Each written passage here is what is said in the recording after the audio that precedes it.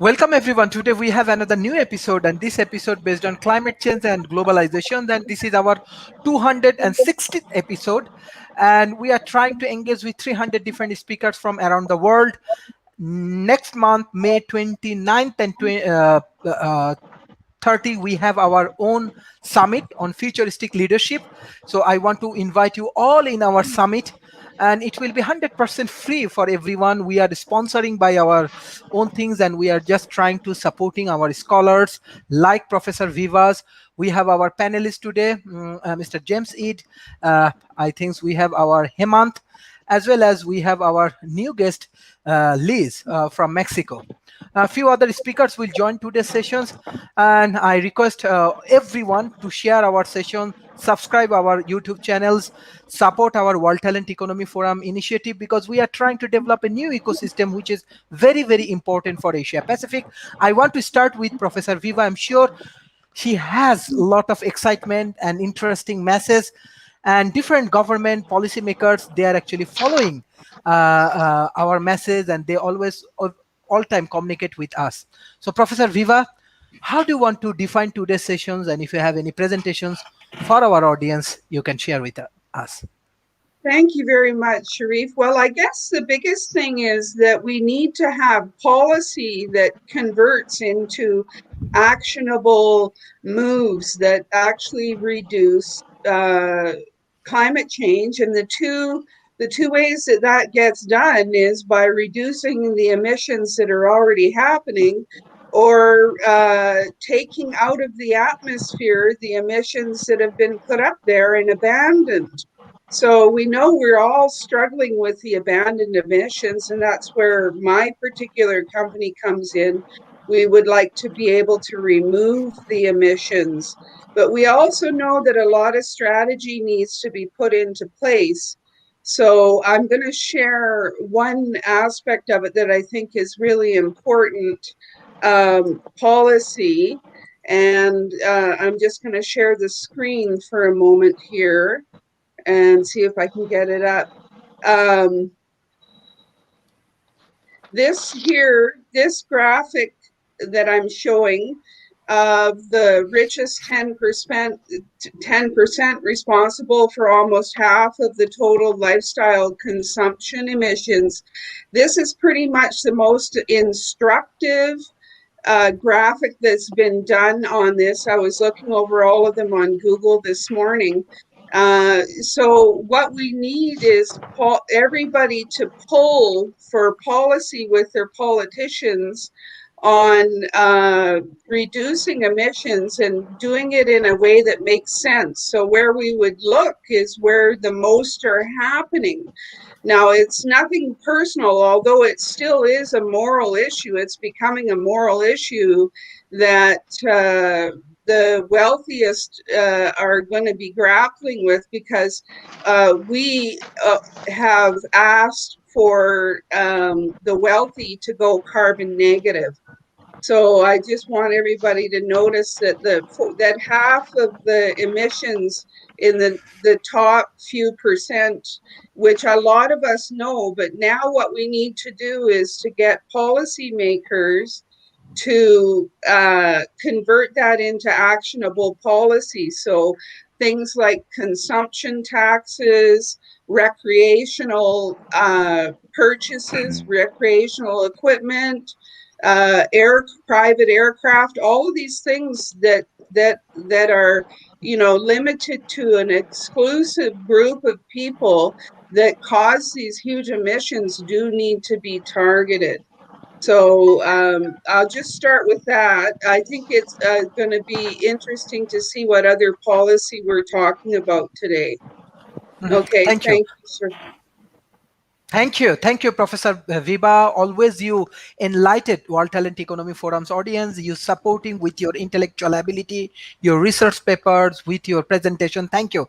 Mr. Eric, you are also a climate change activist, and in Asia Pacific, many young people, they want to be activists like you. So how do you want to share your experience and views with our audience? Mr. Eric, can you hear me clearly? Mr. Eric? Okay, we have our new guest, two new guests.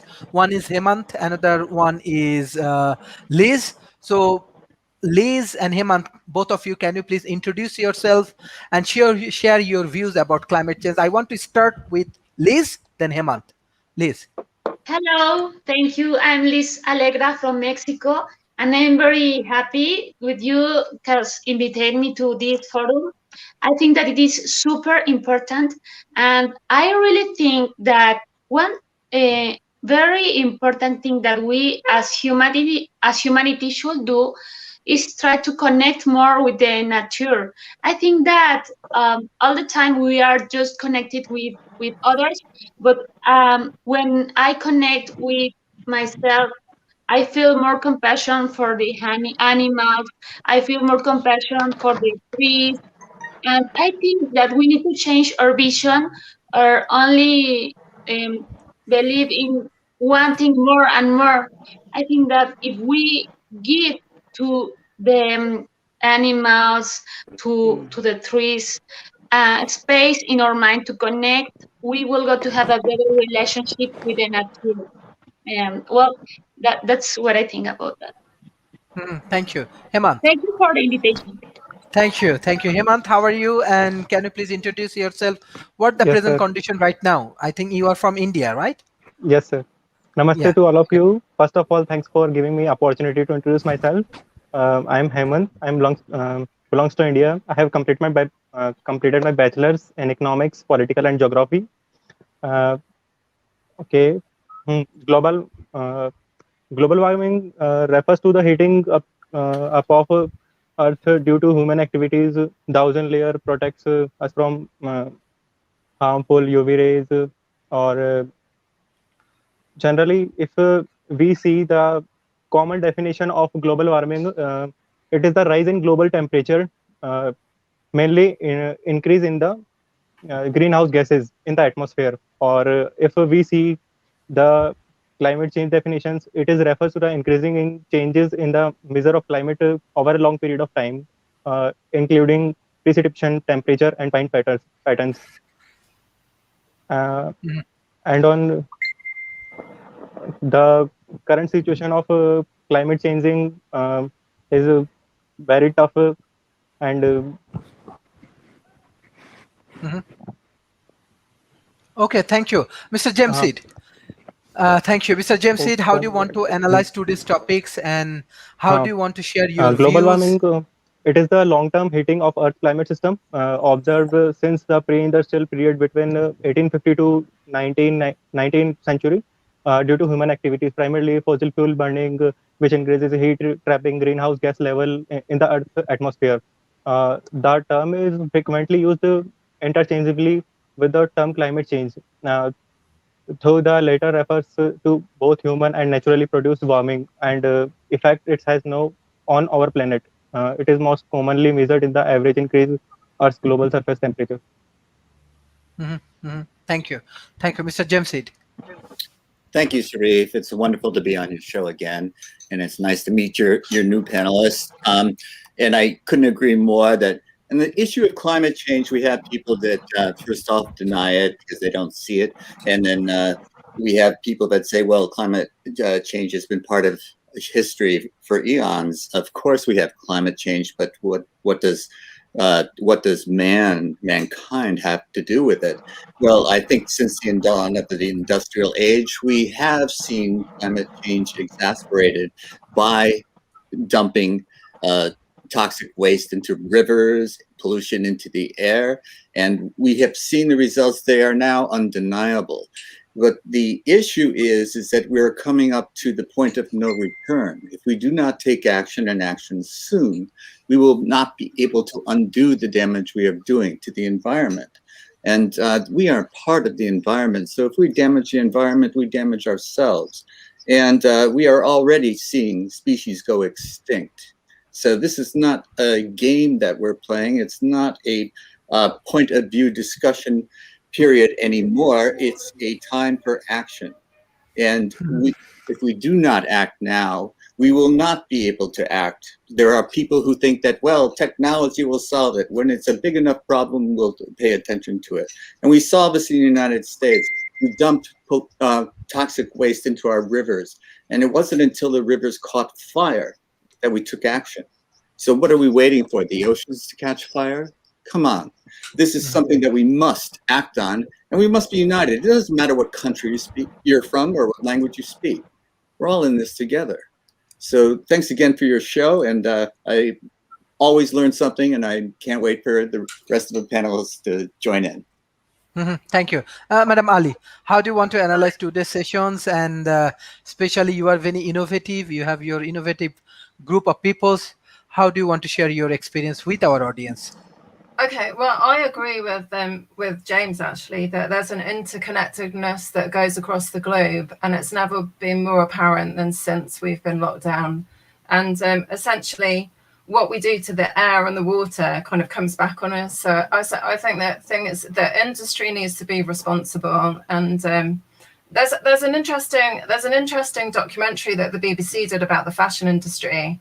And we've got cheap fashion chains here that actually produce cotton goods, but they're actually produced abroad, and they actually poison the water for the people where the production happens.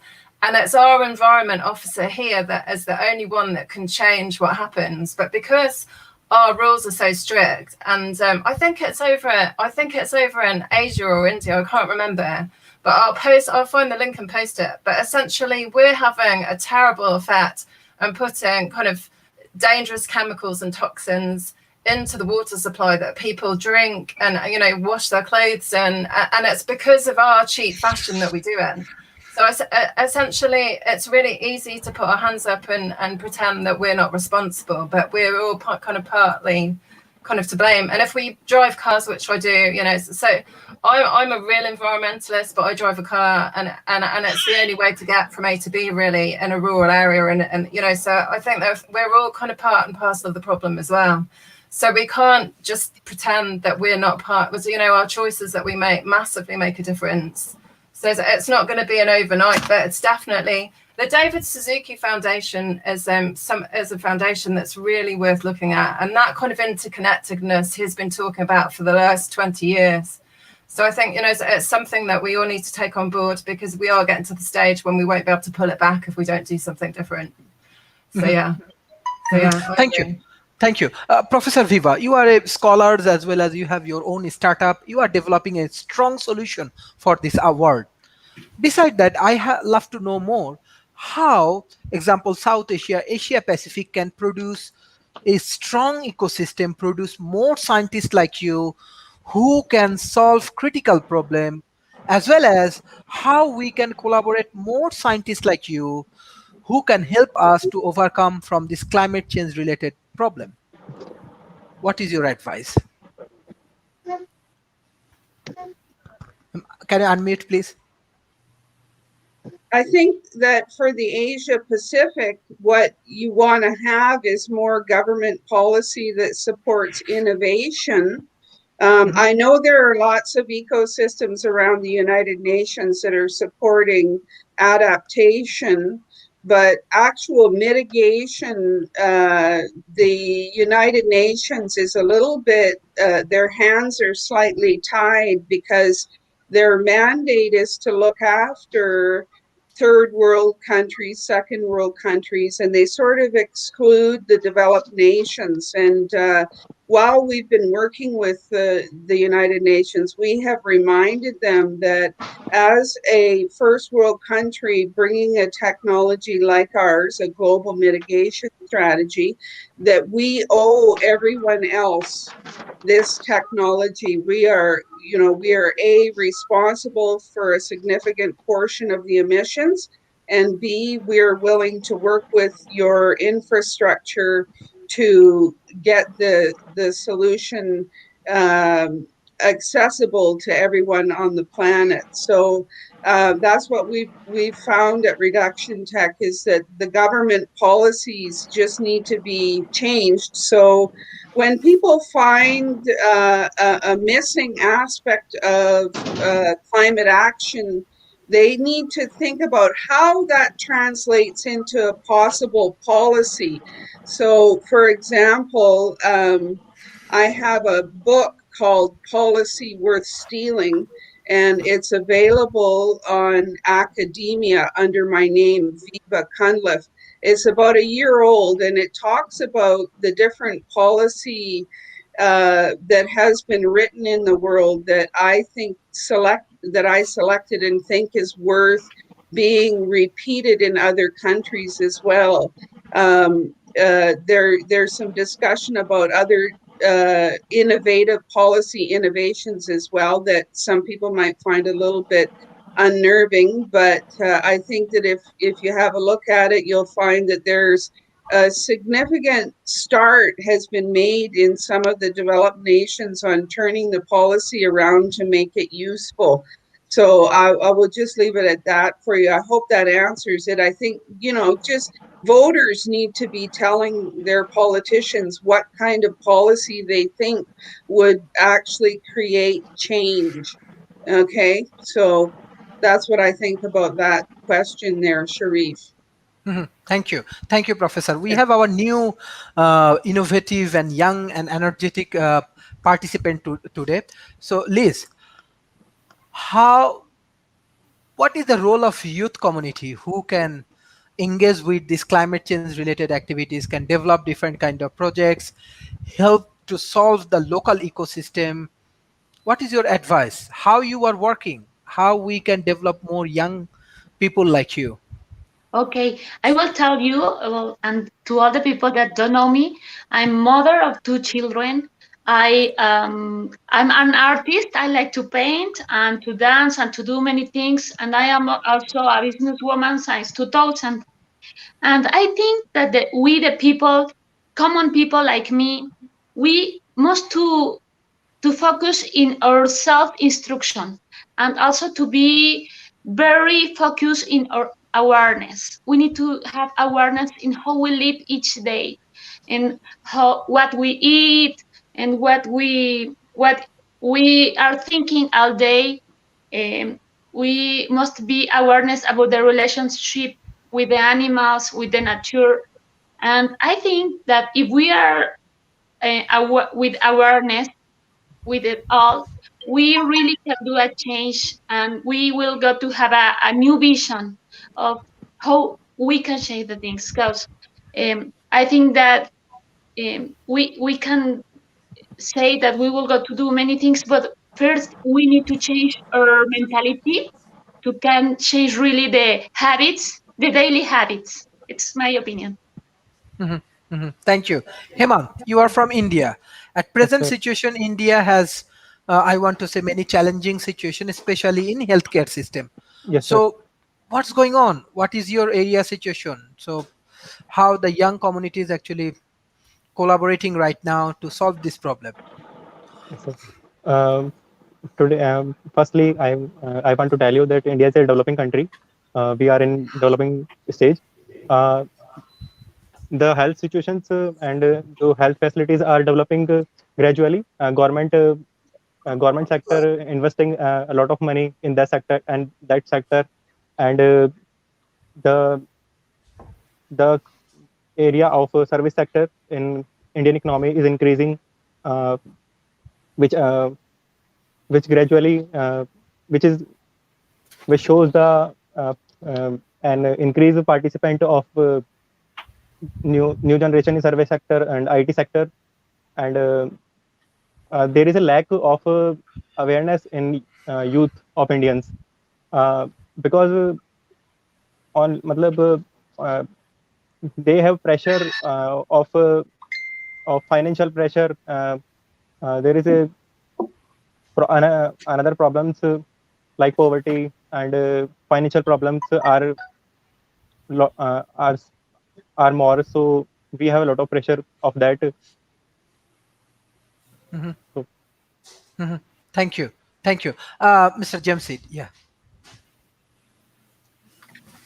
Well, Sharif, the overriding thing here, in my opinion, is that this is a global thing that we are talking about and not a country specific thing. Each country is going to have its own policy, and we want them to be working together. These policies must all conform to certain standards. That's why we have the Paris Accords, and we try to work together, because if we are all, if we, for example, when we hear the words America first, it means America alone. We cannot act alone when we try to accomplish the solution to such a dire, serious problem as global climate change. The effects will be more severe as time goes on, and we will reach a point of no return. And there is no magic white knight riding in shining armor on a white horse going to save us from it. We have to save ourselves. And what we do in terms of policy is so often we focus on the perfect at the expense of the good enough. And we need to get together on the good enough.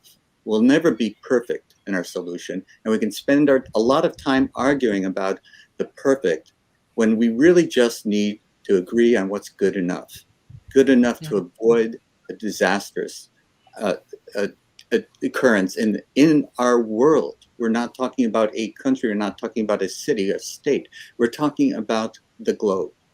So this is the things that we must focus on, and we can't just build walls between us, tear down the walls. And if you think, oh, it doesn't affect me, you're just another brick in the wall. So come on, let's get together, let's put our heads together, and let's solve this together. Because this is a global problem, and it's going to take efforts from everyone to solve it. Now, we have a problem in a capitalist nation such as the United States, which values scarcity over abundance. Because if it's scarce, it's valuable, and I can charge more for it. And Professor Vigo was talking about sharing. Now, we have to change our mindset into when we have solutions, we must share them. This goes for vaccinations. This goes for anti-pollution technology. This goes for all across the board. When we're facing a global problem, we must achieve the solution together. And whoever comes up with a solution, they must share it. It's no longer my country right or wrong. It's the world, or the world survives or it doesn't. People, animals are going extinct, and people will suffer dire consequences if we do not take action. So if I sounded like an alarmist, I am. This is something that we cannot turn a blind eye to. Thanks again for this topic. Thank you. Professor Donald, thank you for joining today's sessions. How do you want to analyze today's topic, climate change and global warming? Thank you. My computer camera stopped working, and I borrowed my wife's laptop, so that works. I'm here now. Sorry about that. I was reading an interesting article in The Economist last night about how England has become kind of the leader in reducing carbon emissions. They said they're hitting a wall, but they reduced their coal usage down to 2% of their energy mix. And there was another article in The Economist about how people are trying to switch to natural gas, the gas companies, because of fracking and other things like that. And they and The Economist said that was a trap for them, because basically wind power has gotten so cheap, and other kinds of alternative energy has gotten so cheap that won't work in the long run. It was an interesting point that I read, that electric cars, that 80% of the energy in a petroleum-based car is lost. It's not used. They just burn it up and nothing winds up happening. But with the efficiency of electric cars can be 100%, which is much. So using electric cars with nothing else whatsoever reduces emissions by at least a half. And so I think that the trend towards electric cars is something that's going to make a huge difference in this issue. So I'll mention that right now, and we'll talk about other stuff later. Thank you. Ali, you are doing very fantastic work with your innovative skills.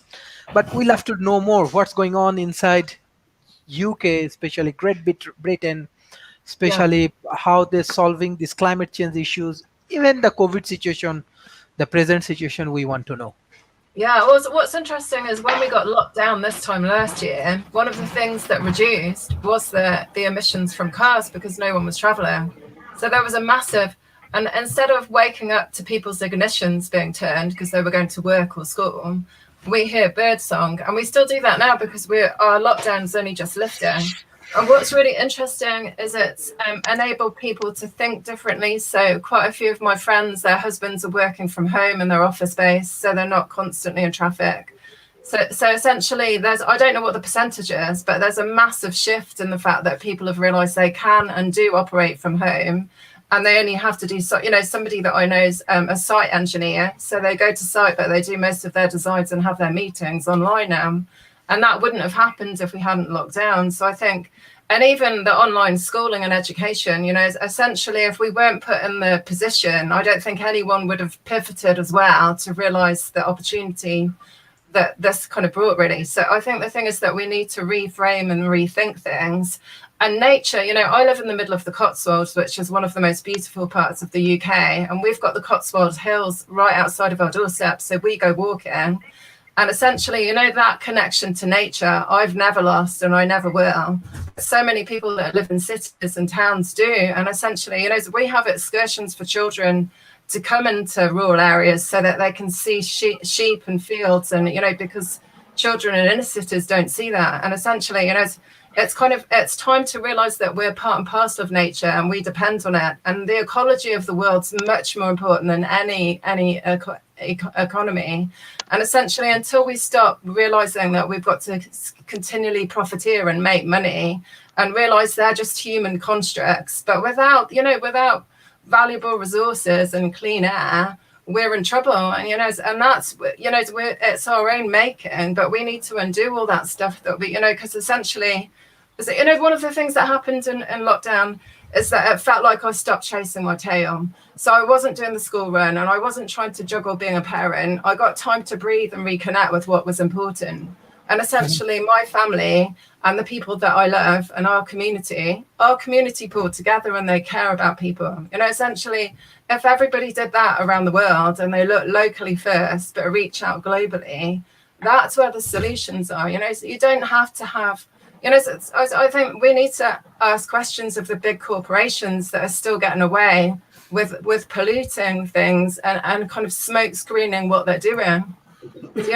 All those petrochemical industries are in hand with governments, and they make decisions for their own means, not for the people. So essentially, we need to ask questions. And the thing is that the carbon neutral and the carbon zero is all very well, but essentially the people as a mass get nice to pay for decisions that big corporations are benefiting from. So we're actually the ones that always carry the cost for something that should really be their responsibility. So I think big corporations need to start being transparent and open. And actually, it's the same as the vaccine companies that are making billions of pounds should be investing that money and helping people socially that are affected by the crisis. If they're putting money in their pockets, if they're making all these profits, they need to, it needs to be a win-win so that people, so that's from my point of view, there needs to be a real humanity in what happens. And for a long time, that's not what's happened. And social enterprises, definitely, because I set my own social enterprise back up in 2013. When there's a win-win, like for nature, if people want to go and see animals because of their beauty instead of shooting them for trophies, surely that's a better option than, it's kind of, and I think, I think we need to reframe everything because, it's important. So, yeah, so from my, so there's a big picture, but everything's interconnected. So, yeah. Thank you. Like for the social entrepreneurships, Mr. James Eid, Hemant, and Liz, I want to know more about the social entrepreneurship issues from your different places. Before that, from Professor Donalds and Professor Viva, I want to know more. Like, we have many scientists, many researchers, so they want to do more research on climate change. What is your advice? How they can go for more peer-reviewed journals?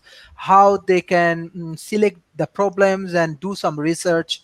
What is your advice, Professor Viva?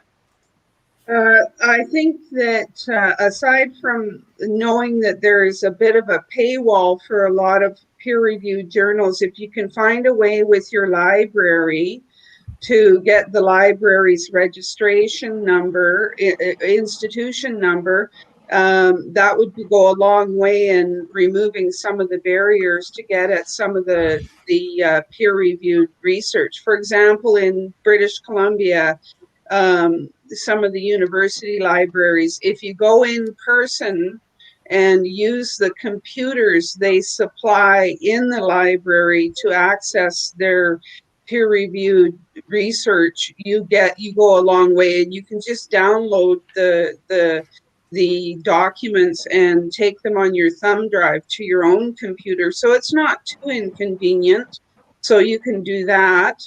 And I would like to go back to something that I think Alice mentioned. Did Alice?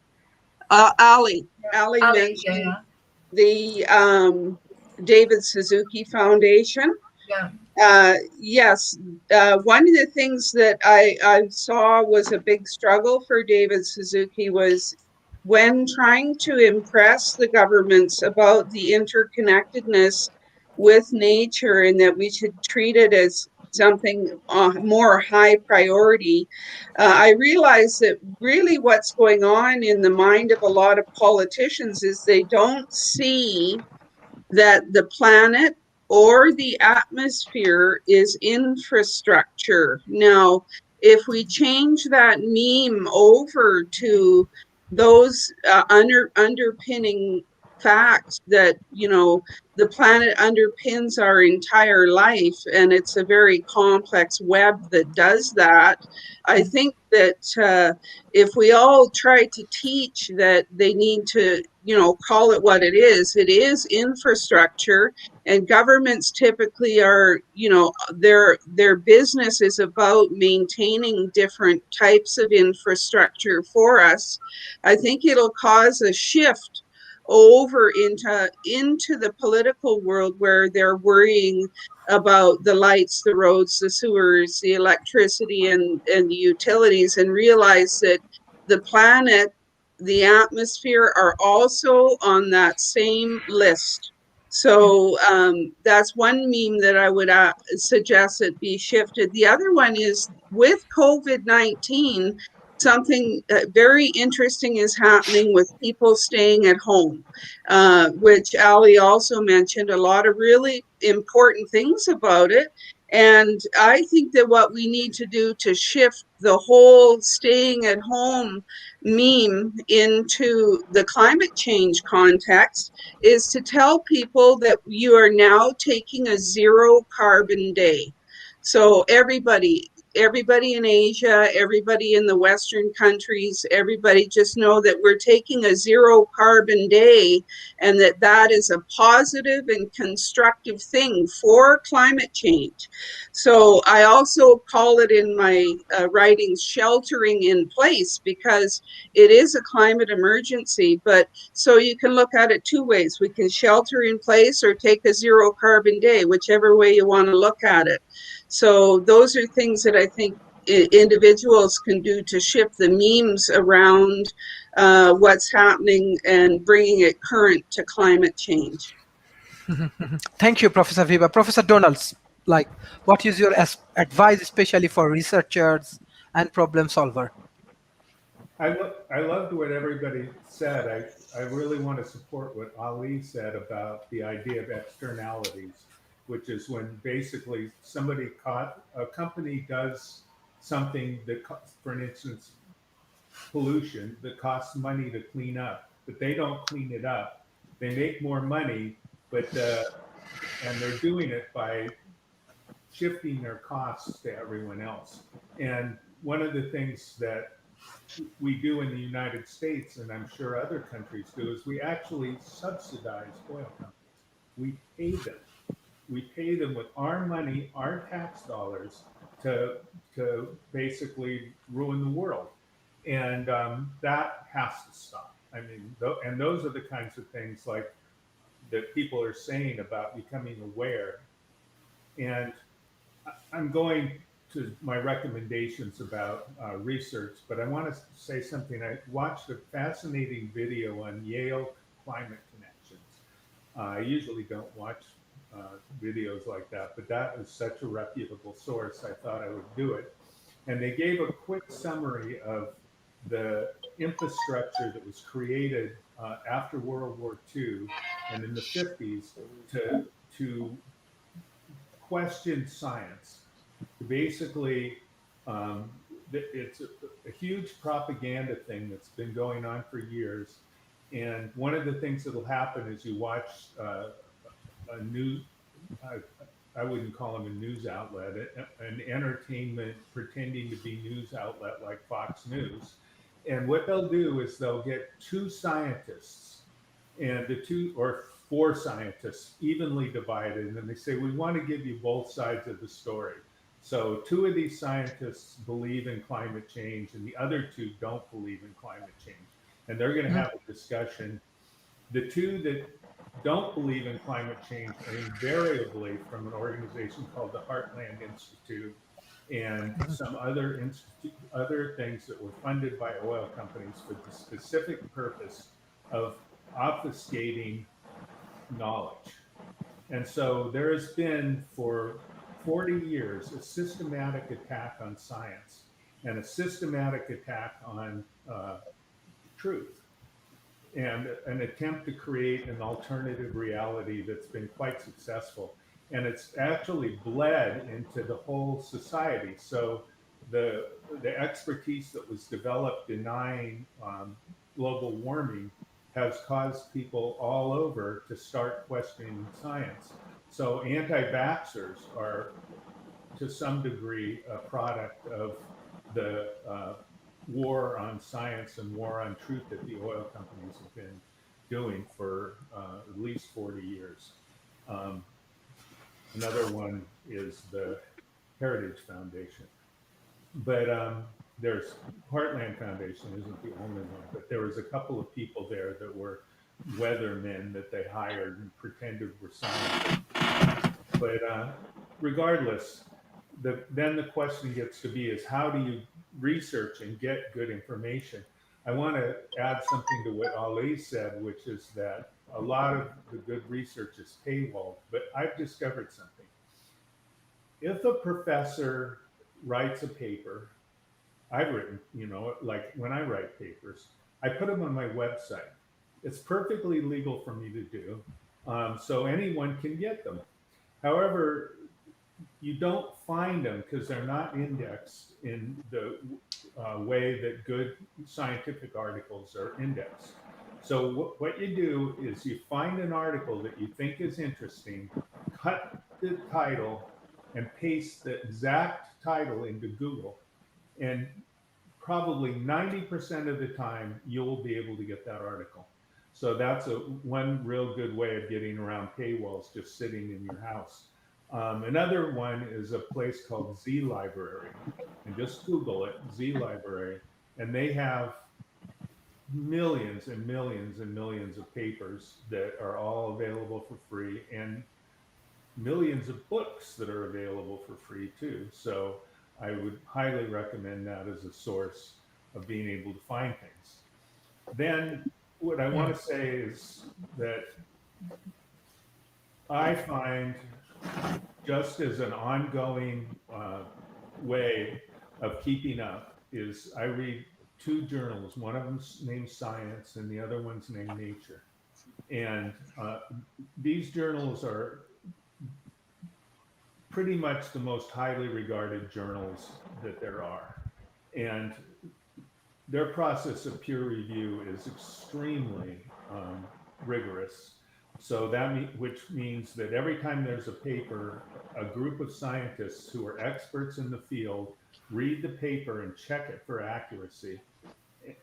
and it's done in a way that the people who are reviewing it don't know who wrote the paper, and the people who wrote the paper don't know who reviewed them. So there's no real bias in the sense, oh, this is my friend, I'm gonna cut him some slack or something like that. That doesn't happen. These journals have on an ongoing basis articles on climate change that are the top articles, and there's 4 or 5 of them a week. It's a weekly magazine in science. So just think about that. That's 50 times 5. That's 250 articles on climate change, 250 vetted scientific papers on climate change every year. And that gets to be about as much as you can read, or add nature to it, and you're up to 500. And there's also a journal called Nature Climate Change, where all the articles are about climate change. And these are really, really good place to start. And I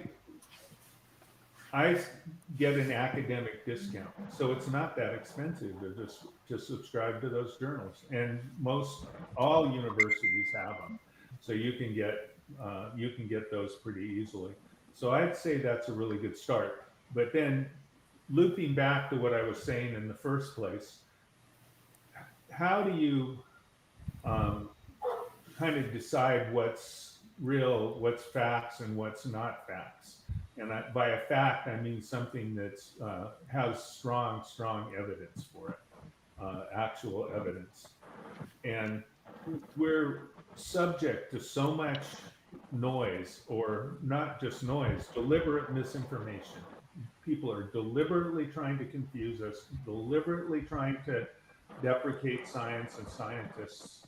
So you have to just in yourself realize that people that write for science and nature have dedicated their lives to trying and get us facts and to help understand the world. And they're a community. If somebody lies in that community and somebody makes up data, they kick them out of the community. I mean, that's it. They're gone. You're not going to get a job again.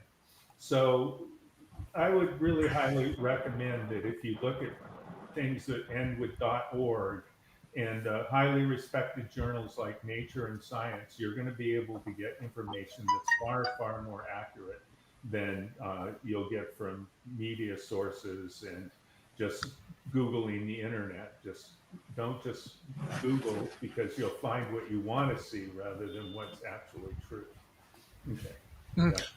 Yeah, one thing, Professor Donald and Professor Viva, I just want to know, example, I am from debating community. I have a chance to attend global debating championship, world debating championship. Perhaps this is the largest intellectual competition around the world, in Oxford Union, in Cambridge Union, in Harvard Union.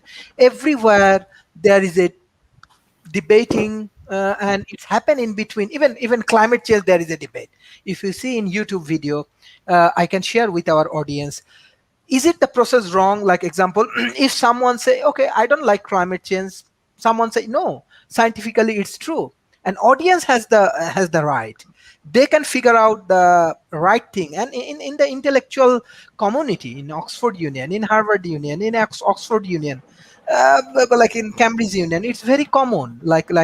They arrange this kind of even controversy debate, and people learn a lot from debating cultures. I cannot, from my learning, I cannot deny like other people opinions. We can listen, and logically, if we can prove that you are not right, so audience has the ability what is right and what is wrong. What is your advice? Because I'm heavily involved with debating community.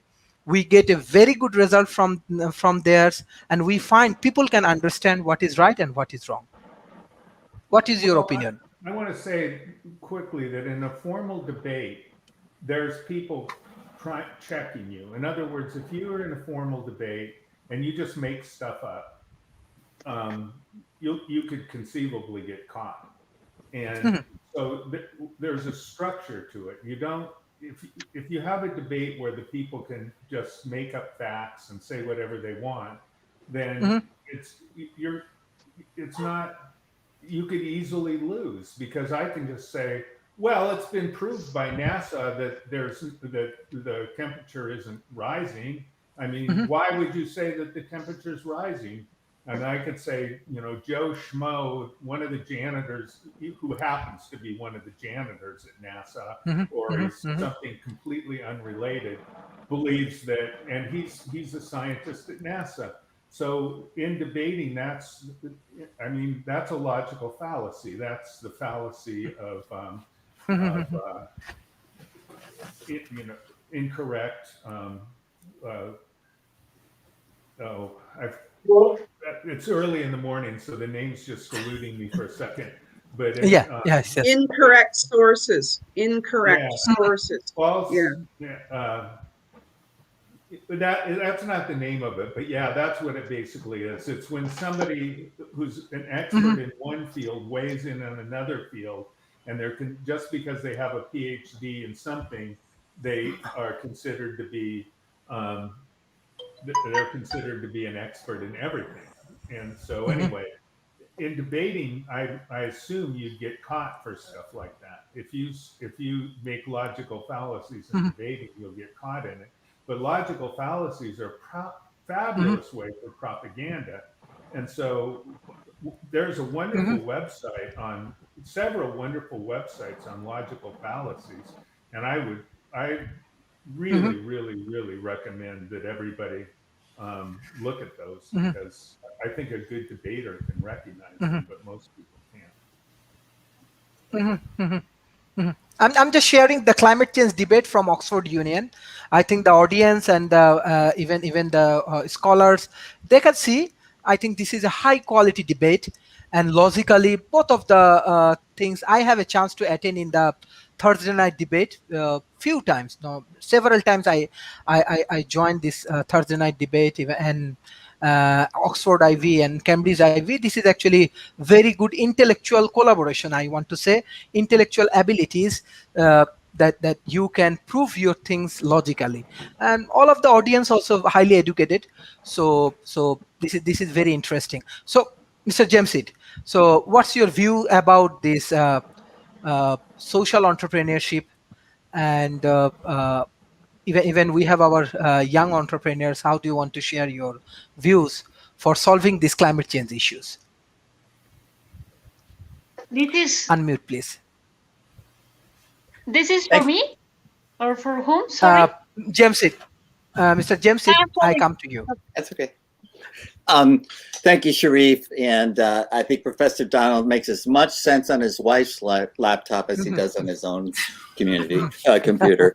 But I do think that, I have this saying that we were taught that there are 4 laws of thermodynamics, but there's really 5. For every PhD, there is an equal and opposite PhD. So it's no wonder that you're confused if you're confused about these, because not only do people have legitimate disagreements based on their best work and best efforts, but you have these people that are paid to lie to you. We know this in the cigarettes in the 60s. The cigarette companies were paying people to lie to you, and people bought it and kept smoking. And this is happening with global climate change. There was a question scrolling across the bottom of our screens: what's the difference between global warming and climate change? Climate change, and this is one of the things that people who poo-poo the idea that it's happening now, or that man has any role in it, because it's like the Ice Age is an example of climate change. Temperatures dropped, temperatures rise again, and glaciers advance and then recede. These are the examples of climate change, and it does happen. And the point is that man also has had an effect on this. And the global temperature rising now is a result of man's activities on the planet. And this is the difference between what has historically been climate change, inevitable climate change, and what's going on today. We have a part in it. So it is up to us, if we are stewards of the planet, to act and to take a part in finding the solutions for what we have caused. So this is the important thing, because you must start with yourself, make changes in your own life. And I have an electric car. I have solar panels on my home. But I'm also well aware there are people that think, oh, I wish I had a home that I could have a solar panel on. Not everyone has the choices that I have. But if you do have those choices, make them. And then ask yourself, well, given the resources that I have, what can I do? And don't be discouraged that it doesn't matter what I do. There's so many problems. Like if and my activities, what my choices are, will have no effect on the impact. Well, that is just being another brick in the wall. Because if everyone changes a little bit of their behavior, the compound effects will be magnified and they will matter. So change yourself first and then work on your community. Do changes in your community. If you can change your community just a little bit, this will have a compound effect and change other communities. And then who knows where it ends. So start with yourself, then your community, and then go on. So these are the things that you can do socially. Your own actions individually can make a difference. And never give up. Keep trying, even if you get discouraged. Discouragement is part of the process. You try to lay out the facts and you have someone else paid to tell you, no, those are different facts. Here's alternate facts. Believe in these. And it can be confusing and you can give up. But no, keep doing the work. Keep listening to shows like yours, Sharif, and keep do what Professor Donald said. If you can, find these resources, find these papers, do this research, or find someone you trust who has done it and listen to them. And you can always find someone that you can trust. And this is part of having a community. So be a part of your community. Trust those people that are deserving of your trust. And tune out the people that are just noise. Tune in to the channel that makes sense to you. It resonates within you. And then you will be listening and behaving that in a way that will help our planet recover. Because we have damaged it, and it is up to us to undo the damage. Thank you, Sharif. Thank you. Thank you. Thank you. Liz. Liz. Yeah. Yes. Yes. Well, I wanted to tell you that I am very hopeful because with all this thing of the COVID-19, I realized how the governments could organize very well, and millions of inhabitants are making change in their lives. Then I'm very hopeful because if the government could do that, I think that they could also make new rules or new ways of live that the inhabitants followed and changed the world to live more organic and to have a more harmonious flowing with the nature. Thank you. Thank you, Hemant. Yes, sir. Why is social Yeah.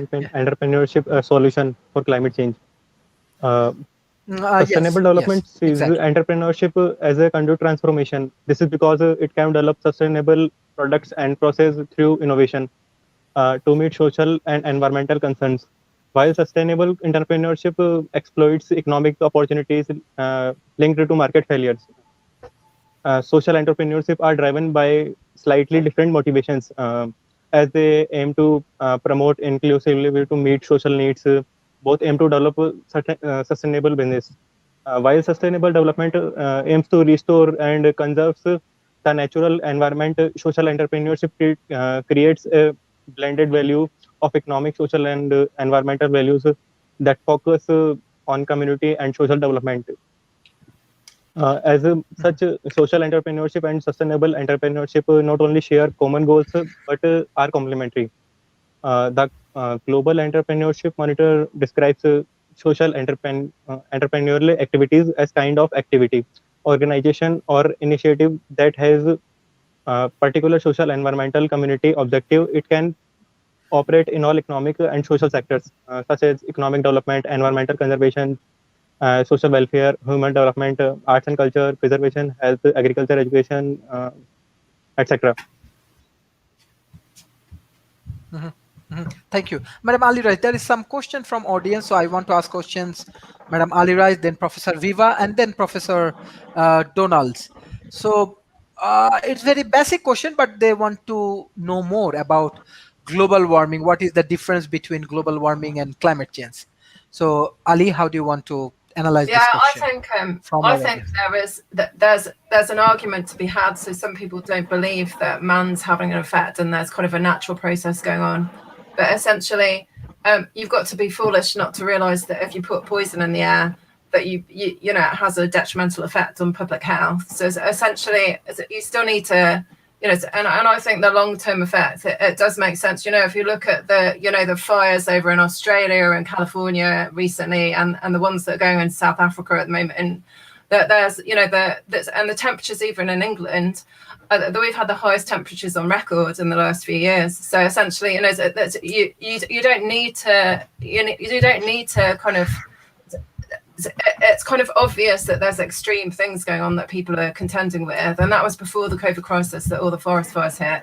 So, and if you're part of those communities that are affected, you know, there's everything that you relied on is just burnt to the ground. So, you know, it's kind of, so I think it's kind of, you can't really question that things are changing, and we do make a difference. You know, consciously what we buy and what we do makes a difference to the demand as well. So, you know, it's easy for people to think that individually you don't carry any weight, but your conscious decisions and those decisions that you encourage other people to do make a difference. So essentially, so it kind of starts from, you know, from within and kind of goes out. But you have to look at the bigger picture, you know, that interconnectedness is really crucial. And as you know, so you know, you've got to look at the kind of world as a whole and as a and one of the things that I don't understand is in developing nations why they decided to follow the same suit that we did. So they realized that in the Industrial Revolution we caused problems with pollution, but China went on to excavate coal. And I don't understand why you decide to follow the same pattern and have the same consequences. The capitalists moved over there. It was so it was us that capitalists. generated. You know, so that's the thing, is that we're tapping into resources we don't need to use, and essentially, you know, and that's just for profit. So I think the thing is that we need to kind of undo the fact that we need to remedy the fact that we've made mistakes and not encourage people to do the same things. So it doesn't make any sense to follow the same pattern, does it? So, you know, for me, it's all about kind of ethics. And that's the same thing. The last conversation we had about AI as well, you know, so it's kind of, there has to be an ethical question behind everything that we do, so that truly we're doing it for the right reasons. So, yeah. So for me, it's, you know, it's about truth really and transparency. Yes, Professor Viba, I know that you want to add some point for these questions. Besides that, audience wants to know, how does global warming contribute to climate change? Okay, there are two types of climate change. There's human perturbed climate change, and there's non-human perturbed climate change. Those are the two things that are going on.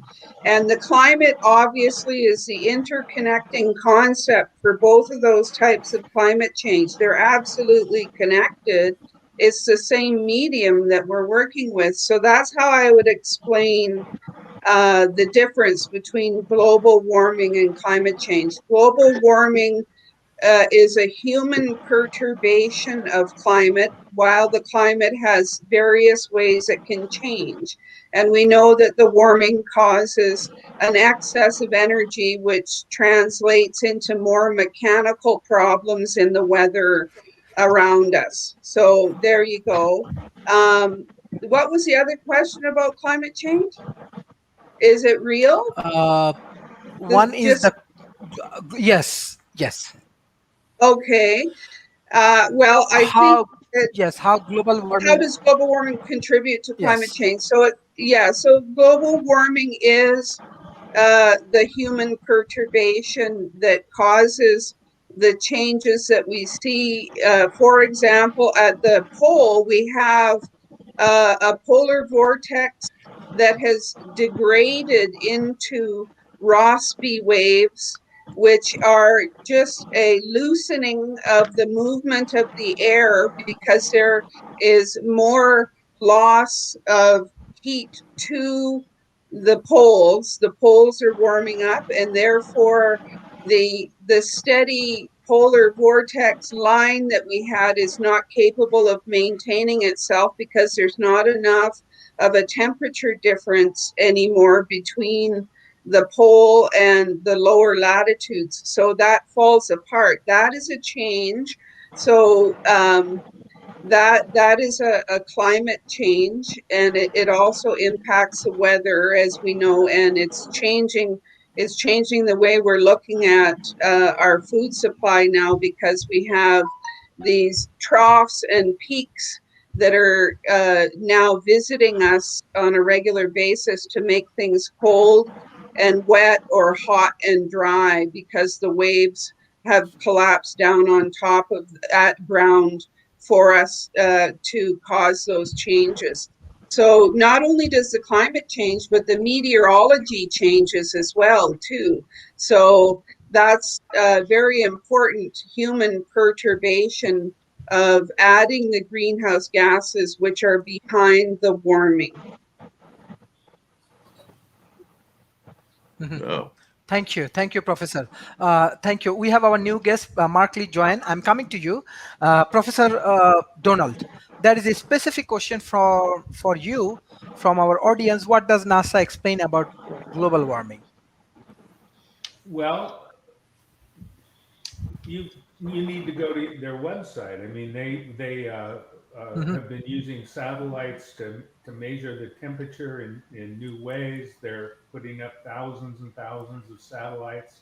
There's other scientific efforts. One of them I just think is outstanding is from UC San Diego Scripps Laboratory, is the Argo floats. And what these are, these tens of thousands of floats. They add them all over the place. They're these machines that basically sink a mile into the ocean, measuring the temperature, and then they come to the surface and measure the temperature all the way. So they just go up and down, and when they get to the surface, they broadcast to a satellite the information that they've got. And through this, we're absolutely 100% sure that the ocean is warming.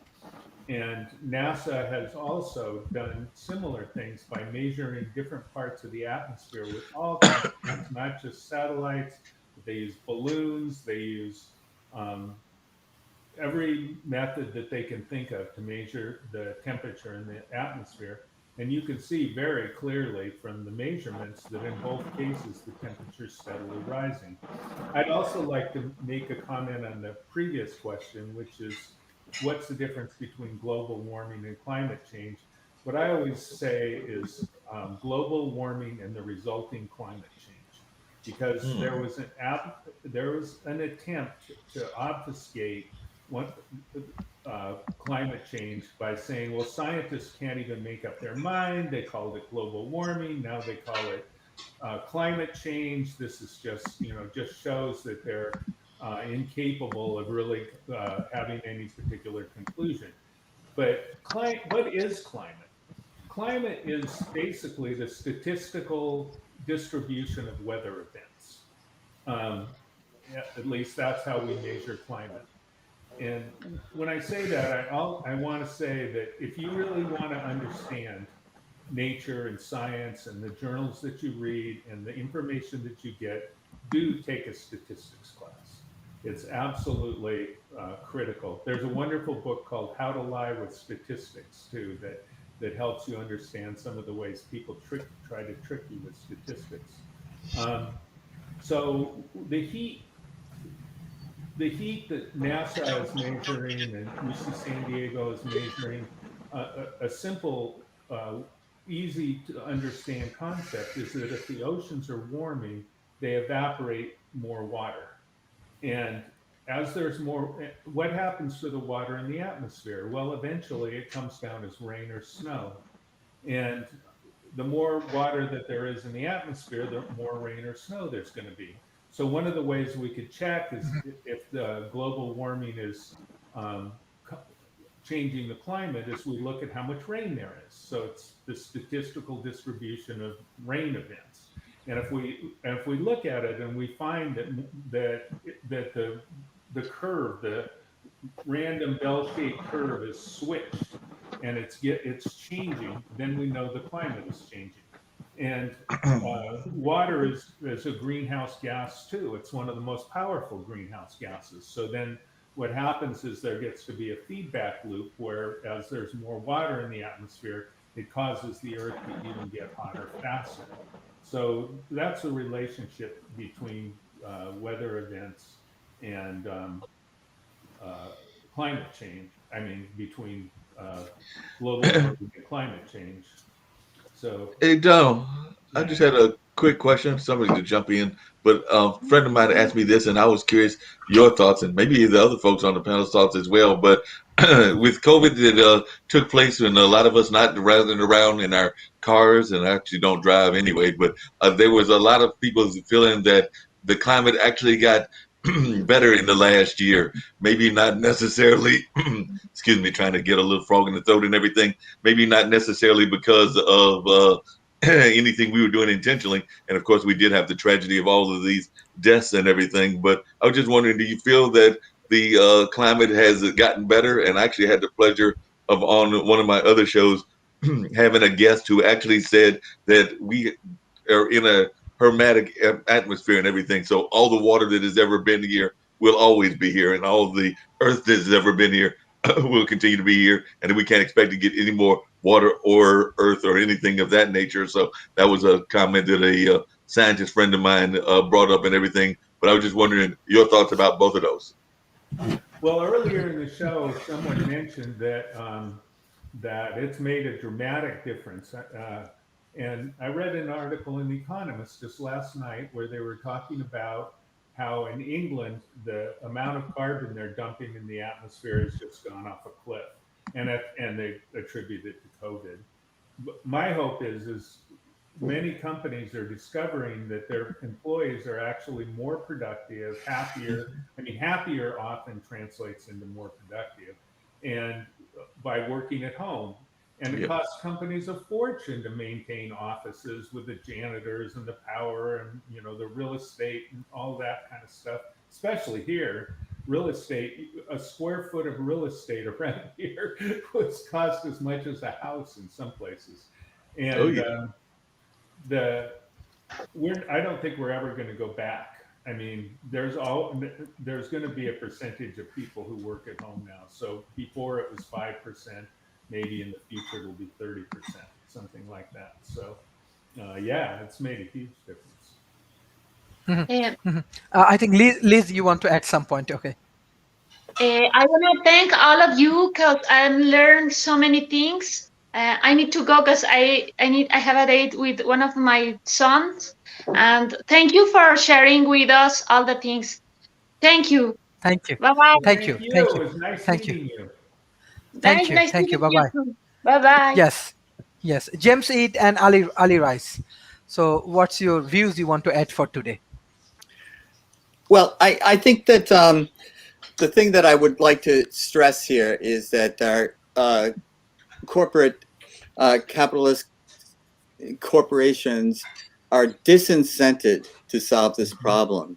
They are incented to produce things as cheaply as possible, which means that if they can get away with the disposal of their waste products without cost, then they can charge less for to the consumer. So our capitalist system, for all its strengths, has this weakness built into it. So we must, I think, the way the individual can address this is to invest in those companies, buy the stocks of the companies that are taking an ethical approach to the waste products that they produce, to trying to solve the environmental problems, which are a global problem. Buy their stock. And the companies that are doing the worst, that are charging the environment the most to produce their products less expensively, don't buy their stocks. That's one way individuals can make a difference. And if you just think, well, my stock purchases, my portfolio is not big enough to make a difference. Well, if there's a whole bunch of you doing it, it does make a difference. We've seen this and Reddit has made headlines where people as a community act to buy a particular stock. And you can do this in ways that we haven't tried before, and it makes Main Street go, whoa, what's going on? The rules have changed. So yeah, your individual efforts and your choices that you make, you all have the power of choice. And so look to yourself. What is the best decision that I can make here? And, I think that, I stick to Pink Floyd mostly, but I'm going to go to Stevie Winwood here because the percentage we're paying is too high priced and we're living beyond all our means. So we have to say, all these grandiose things that we want to acquire, to purchase, to own, these things are getting the planet in trouble. This mindset is getting the planet in trouble. So we have to think, what do I need? Not just what do I want? And what can I do as far as a good citizen of the planet? And to change our mindset, to think of us as citizens. It doesn't matter what language you speak. It doesn't matter what country you're in. We're citizens on a planet. And the planet has been damaged by us. And it is our job to undo the damage, to take care of the planet. And not ask what the planet can do for us, but what can we do for the planet. Thanks again, Sharif. Thank you. Madam Ali Rice. Okay, so for those of you that don't know, I had a Native American wedding in the Sierras in California almost 18 years ago. And one of the things that I truly believe is that the planet doesn't belong to us, it belongs to our children, and essentially, and those generations that are to come. And as a parent of two children that are teenagers, so I've got a 13-year-old and a 16-year-old, I hope that the planet that we leave behind is a healthier, happier one than the one we've got currently. And surely that's kind of our mission, so essentially, and in the circle of life, we rely on everything and everything's got its place. And I'm one of those people as well that really believes that there's kind of a hero's journey that we're all on. And if you actually tap into your talents and gifts, they're there for a reason and they're there for service. So essentially, once you've identified what your gift is, which I trained as an artist and mine's about creativity, but it's about creative thinking. So it's not just the arts and creativity, it's about problem solving and trying to figure out ways through and innovating. And essentially what the challenges are and how we resolve them are things that still need to be identified, but there's a way through. And our children have a voice in all this as well. And it's the first, with all of the social networks, it's the first time that our children's generation has had a voice. And Greta Thunberg is a prime example of how, children in the schools have been getting behind climate, because it does really matter what happens. And we're at a pivotal point when we can lose species and, protected areas. And the green spaces that we've still got left are really important. So, so essentially, for me, it's much more about a bigger picture and living holistically, and not constantly wanting more, but appreciating what we have. So it's kind of, and in the West, we're lucky because there's very few people that are homeless, but there are homeless people on the streets. There's homeless people in San Francisco or Birmingham, that are. So essentially, that there's deprived communities in the West as well that struggle to put food on the table. So I think the thing is that your own culture in your own country best, and there's problems in country as well as, so essentially, but you need to look, there has to be a humanitarian level of the way we look at everything. And obviously our own perspectives are always governed by where we are in our own experience. And I've been lucky enough to travel around the world. So I lived and worked in Malaysia too, and I worked in California for 10 years. So the thing is, my perspective's very different because I've seen things from different perspectives. But I've never lost my philosophy for, staying kind of connected to nature and what I know is true. And essentially, maybe if everyone did that, they'd have a more grounded approach on, the way they view the world. So, and our children are really important, so they're the future. And the education system's really important too, so that our children can kind of just know that they're the kind of future, and that is it maybe this generation, maybe instead of being the lost generation, are the ones that are going to find the solutions we need. So yeah. Thank you. Thank you. Thank you for joining today's session. Today's session is really good. We learn a lot about scientific research, social entrepreneurships, how we can solve these climate change issues. And specifically, we just learned something about debate and how we can do more scientific discussions. This is very important. And I really want to give thanks to our Professor Donalds, Markley, James E. Madam Ali, even Professor Viva for your excellent contribution in World Talent Economy Forum. We are actually developing our academy, our research organizations, our different kind of intellectual activities. So we need your support to share our content as much as possible. Share with your classroom, share with your policymaker, share with your corporations. Even in offline, I know many people actually outside internet connections, but we are trying to share our content with you. By this way, I think you can learn the global community, how the global community thinks, how they are solving the problems. You can learn. Besides that, we need your support. Subscribe our channel. We need more subscribers, more support for our World Talent Economy Forums, and we have our Patreon account. We need donations because we need to grow. Because trust me, when I started this World Talent Economy Forum as a think tank, I told you that South Asia, even there is a major problem is educations. Even though there are many mega projects, many things happening, billions of people live there. Even this is newspaper report that $1 trillion lost just 1 year in education industry. So we have to solve these things, and this is teamwork. We need more support from our speakers. We need more support from our global communities because there are millions and million people. Personally, I visited many places in remote area.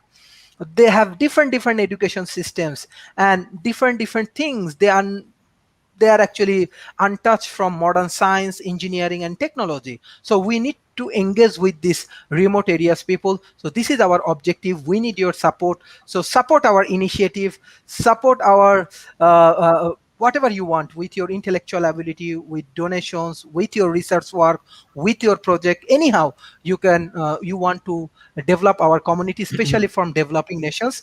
We are open for that, and we are open for collaboration. Now I directly want to go for the concluding remarks. First Mr. Markley, then Mr. Yes. Jamesy, then Ali Rice, Yeah. then Professor Couple of Donald, and things. finally Viva. Yeah. Couple of things that you said. One thing, if I can give you a suggestion, I'm loving this crawler that's going across, but at some point you might want to put the Patreon and or the Cash App or some other way that folks can actually give you the money that you need for this education initiative. So that actually just crossed my mind as you were talking. So you might want to do that and make that happen and everything.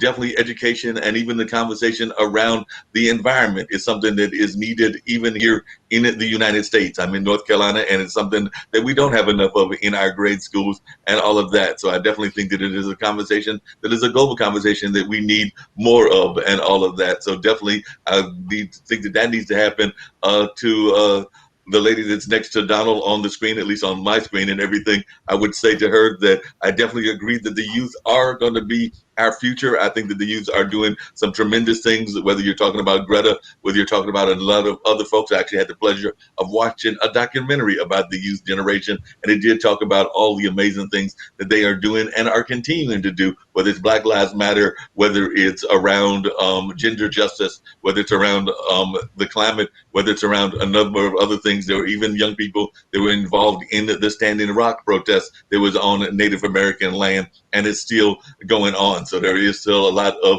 youth involvement in these struggles. Unfortunately, they are also caught up in what I call the like culture, meaning that they like to go like, swipe left, swipe right, and do a lot of like and things of that nature. So that has created in some cases, and that's the only negative aspect that they were talking about within this documentary that I saw, that some of them are caught up in like having some mental illnesses that they're having to face because they are so much caught up in that culture. And that's something we need to encourage them to get away from, because they are kind of caught up in that regards. And then last but not least, I was going to give a shout out to one of the sustainable efforts that is going on here in Durham, North Carolina. It is a global thing that goes on around the country, but I'm going to give a shout out to the one that goes on here, and that is Green to Go, which is a reusable takeout containable service that reduces the amount of trash trash that goes to our landfills and improves the quality of life in this area here where I'm at in the Triangle. So they're using durable and long-lasting takeout containers, which are 100% reusable and are checked out similar to checking out a library book. So that's one of the ways that they are finding and are teaming up with our local restaurants to make sure that we're getting away from paper and particularly plastic, because we know that plastic is doing a lot of harm to the environment. It's actually killing a lot of our sea animals and a lot of things along those lines. And that is part of a larger initiative called Don't Waste Durham. But definitely, I've done a lot of research around what the plastic straws and the styrofoams are doing in our ocean and how they are killing a lot of animals, both big and large. So definitely we need to work on finding ways to improve the environment. And that is something that I am a big time supporter of. So that's some of my remarks. Thank you. Thank you, Mr. Markley. Mr. Jamsid. Thank you, Sharif, for having me on to another of your wonderful shows. I want to talk a little bit because I do think this is a global problem, and it doesn't matter what language you speak or what country you're from. I do want to talk a little bit about what's going on in the United States because, as Ali pointed out, why would you copy our mistakes? If you're a country that's developing and wanting to be successful, copy the best, but don't copy the mistakes as well, because this country has made some mistakes. And one of the mistakes that we've made is that we worship a golden idol. We keep thinking that the more money that we have, the better we will be, the happier we will be. Well, money doesn't matter unless you don't have it. Once you have it, it doesn't make you happy. So these are the things we want to concentrate on. What is good? What is a just society? And if you want to look at the United States, you do not see a just society. So develop your society wherever you are, whatever language you speak, in terms of justice, in terms of social good, good for yourself, but good for others in your community and beyond. And this is the mindset that we need to adapt if we're going to take care of the planet that we have so severely damaged and continue to damage. Now, the other thing that we do, if you have read the Gita, if you believed in the language of Krishna, he would identify lust, anger, and greed as the lowest forms of human consciousness. And yet we had 4 years defined by lust, anger, and greed. And we see this still living out in the intense, horrible gun violence that we are seeing in our society today. So this is appealing to our lower natures when we must appeal to our better selves, our higher selves, because they are true as well. Yes, we have primitive instincts, but we also have the frontal lobe as well as the amygdala. And we want to be making rational decisions with our frontal lobe. And this is what we need to do. And when it comes to policy change, which we must adopt worldwide, we must adopt the policy changes. They may not be perfect, and we can stall when we try to make it perfect, and we bat each fists together and heads together, and we think that we must make it just the best possible, the perfect solution. Well, settle for good enough. Agree on what you can agree on and get that done. This is the thing. You must act. You must get into action. Because when we have a Congress in the United States that gets nothing done, because if you say A, then the other side must say B, that will get you nowhere. We must not only come across the aisles, but find the areas that we can agree on and turn those agreements into action. Because without action, all the good thoughts will have no effect at all. Thanks again, Sharif, for having me on. Thank you. Thank you, Ali, Madam Ali. Yeah, well, I just wanted to reiterate. Oh, sorry. I just wanted to reiterate what I'd already said, actually, that we need to be... I think we just need to be conscious of our decisions, whether they be personal ones or the way we buy, the way we choose to spend our money, the way we transport ourselves, and also is it kind of raise awareness so people get as conscious as we are, really. So I think it's really and all the way through the first lockdown, one of the quotes that stayed with me actually is Deepak Chopra's quote that uncertainty is the most fertile ground for creativity.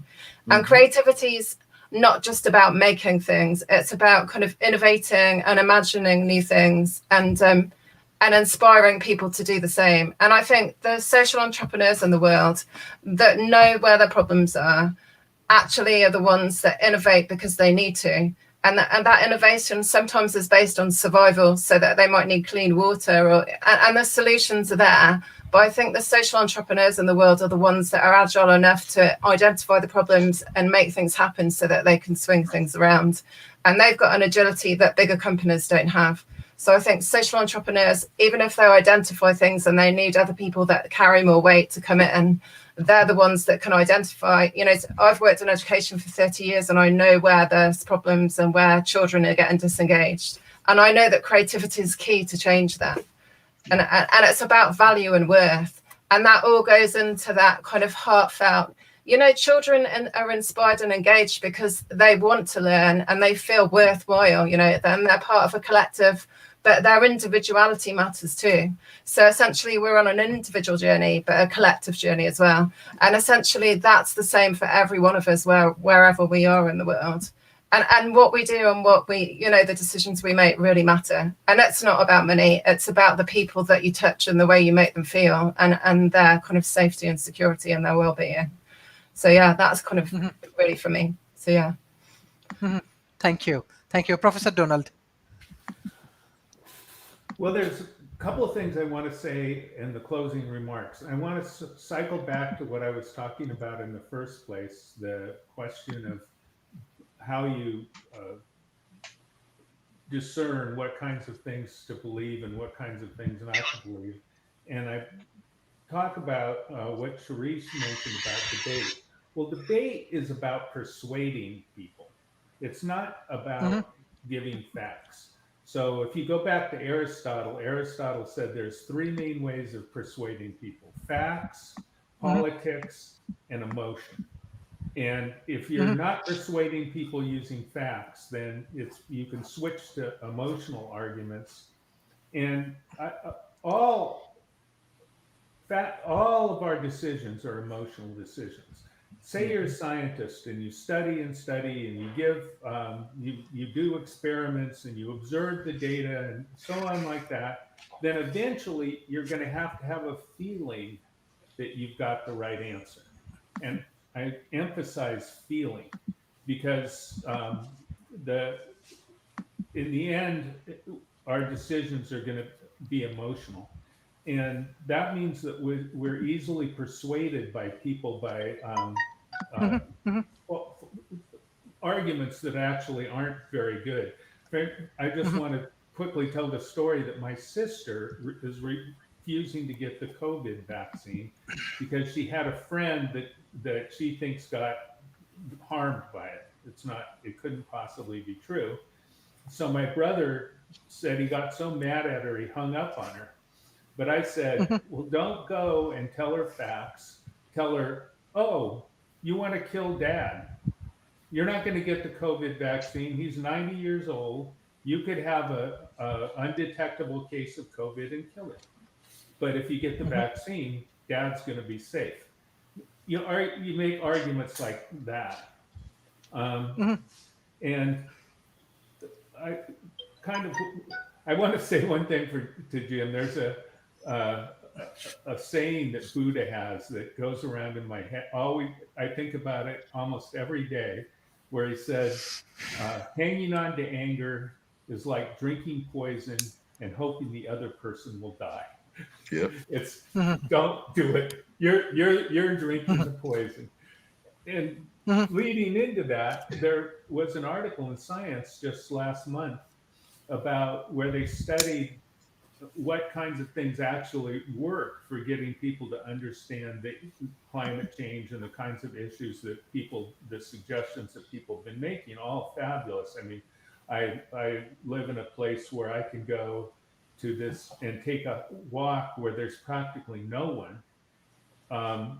And the beautiful vistas of the Pacific Ocean and redwood trees and manzanitas and gigantic oaks, and just changes my whole self to be in a beautiful, peaceful place like that. But what the science article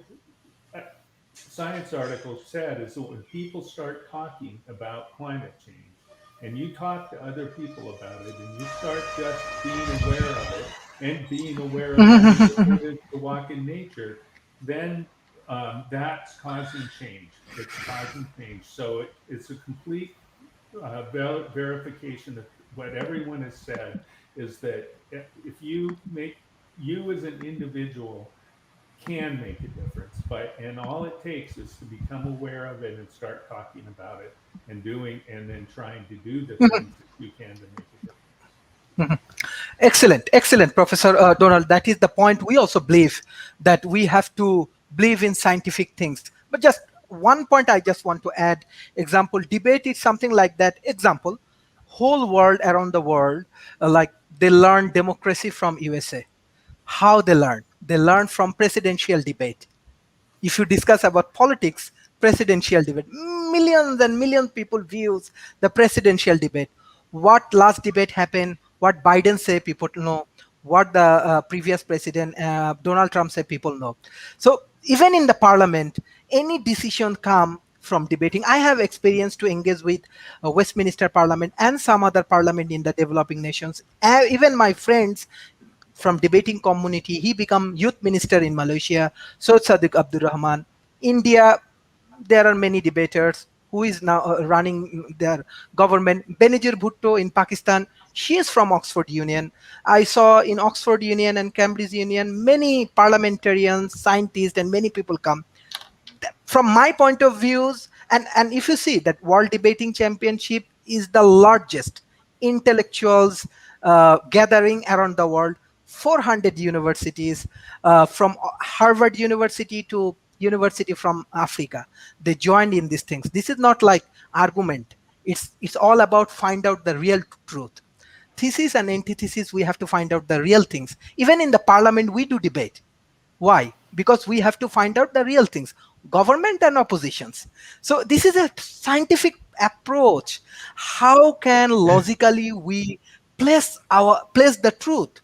If I have knowledge, I have confidence, I can logically establish the truth. Even 2013, we were world debating champion in ESL round, and we find from the global community, it's a very good exercise for intellectual development. And many of my friends, I said that those who are engaged with debating community, now they become parliament member and minister. So Sadiq Abdul Rahman, one of the youngest parliamentarians, as well as youth minister in Malaysia. And politicians, as well as corporate house, we have corporate debate. So debate actually, even in the discussion, sometimes we have discussion and things. It does not mean we prove. It's mean that we want mutual understanding. In the presidential debate, in the parliamentarian debate, in the corporate debate, we have to find out real truth about these things. Climate change is real because I lost most of the things. Like I lost my land. I do not know here anybody lost their land. My country's millions and millions people become like landless, and they have many troubles. So I know this is true. Even from my father, last part of my father's, like we have our home. We do not know. Maybe it goes underwater. But fact is that we want some scientific discussion. By this way, people can learn how to discuss. We do not want fight, but we want to develop myself. And I can remember I joined in the debating communities when I saw the presidential debate on, I think, Bill Clinton presidential debate. It's a very small place in Bangladesh. I hear, hey, it's a presidential debate. So I have to do debate. Then even eventually in my life, our team won against Harvard University, Harvard Debating Union. So this is the dream, actually, like the developing nation dream. I can understand.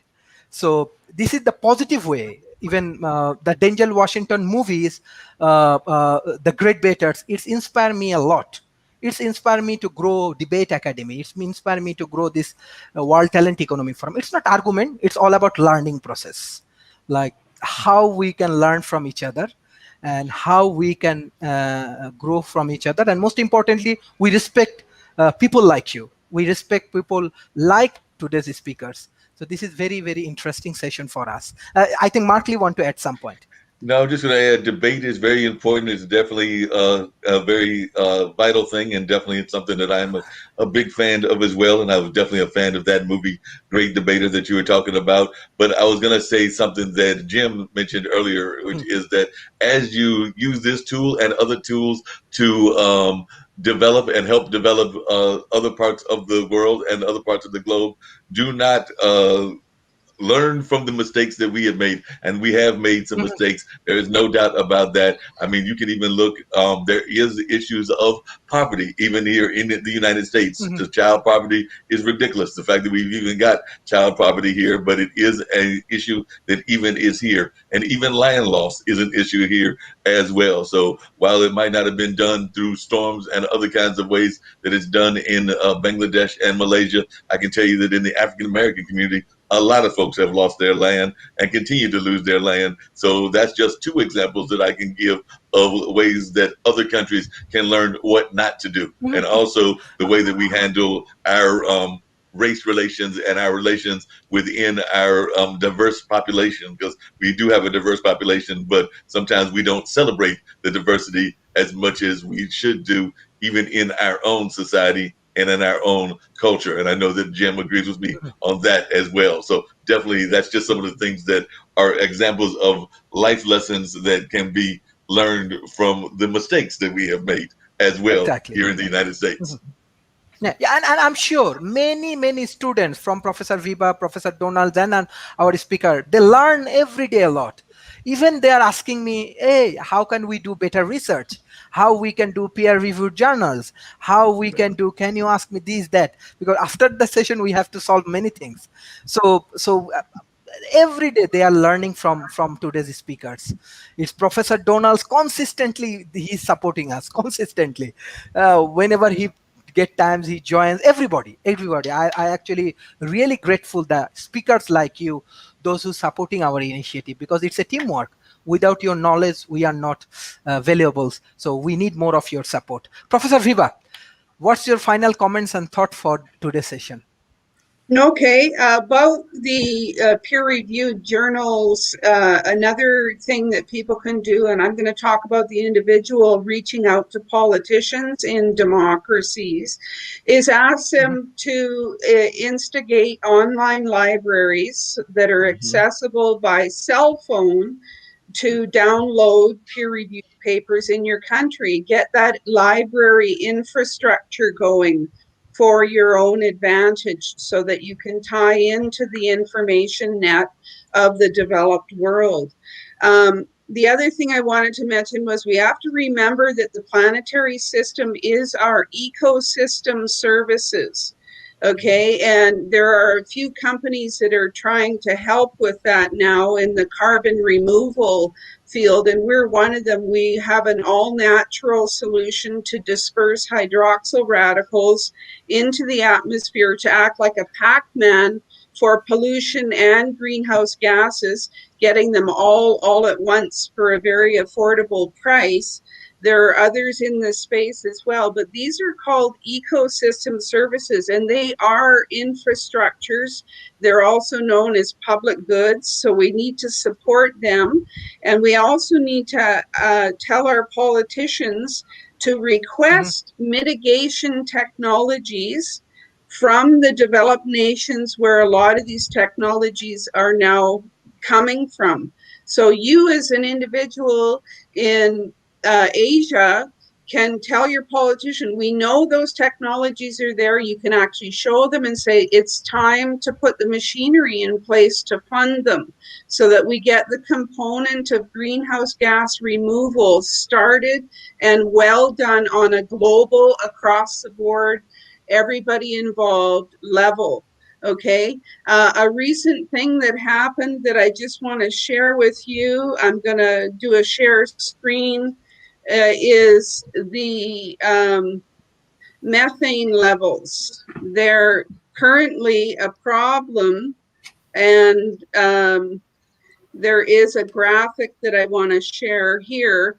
The methane levels globally are shown in this graphic, and by year. And we see just now what we're experiencing with methane is 4 months early a rise in methane levels. So we're going into another new phase, a new stage of acceleration and potential feedbacks. So our technology is also something that we offer as an emergency methane arrestor technology. So we don't know of other ones that have the reach that we do yet. So this field is very small. If you can, as inventors and individuals, figure out ways to solve the methane problem in your own field and area, that would be very advisable. Okay, so thank you for that. Did I share it? Yeah. Yeah. Yes. Did I? Okay, just hang on. I just want to show you the graphic so that you see it. This orange section here is the recent methane bump, okay?